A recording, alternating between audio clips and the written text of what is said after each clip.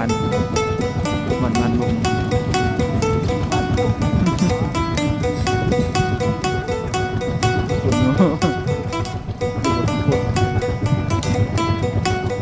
กบอยู่วัดพระอาจารย์บุญทันเพิ่น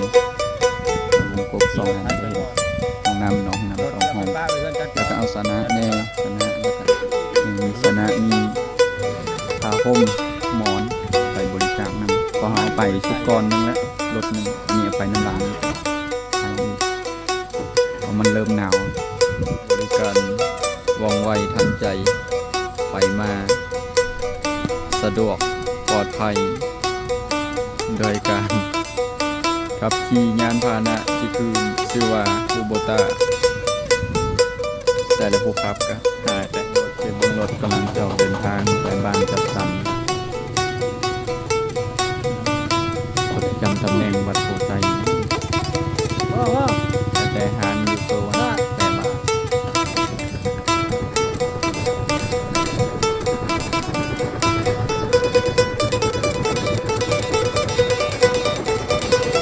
แต่บ้านจัดสรรอันนี้บ้านจัดสรรเจ้าวัดนี่อยู่ทางหน้าเอาเลยไปแล้วทีเดียวซ้าย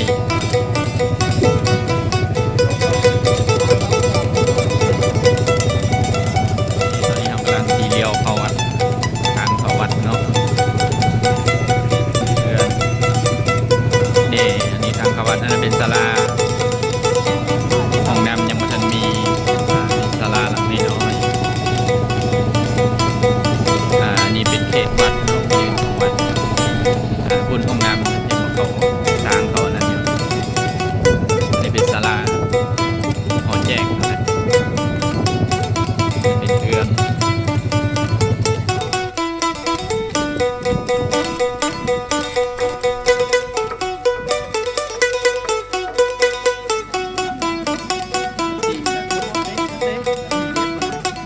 thế là chép là nó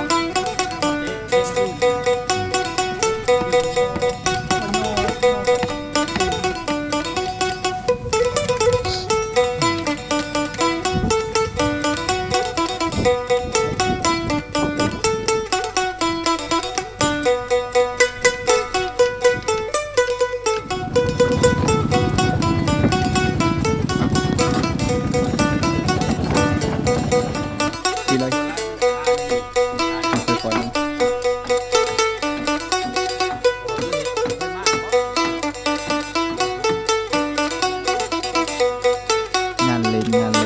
ngàn ồ nào cái nào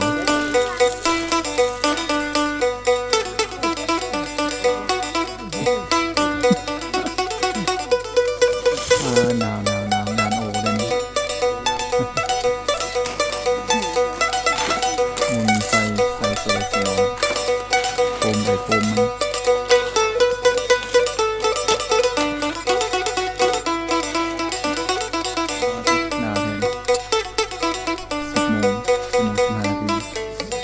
điệuไปนำหิ่งไฟไปนำตาห้องน้ำเป็นเวลาต้องนอนเลย10 โมงห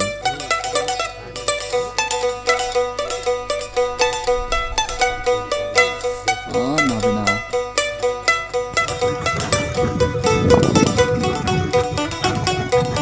อันเดินทางครับเมื่อวันเดียวมาแต่วันจัดสรรไปน้ำพายของน้ำวัดตังใหม่บ้านจัดสรรเรียกว่ามีอย่างเมื่อเกินก็จะ10 โมงครึ่งก็11 โมงพักกันเลยกระเทินมาจองไปเลยจองไฟฟ้าก็เข้าไปปยาเลยเนาะปยาเลยพัน12 โมงมาจานเล่พันแห่ง3 โมงบนนอนเมื่อคืนแล้วนั่งร่มกัน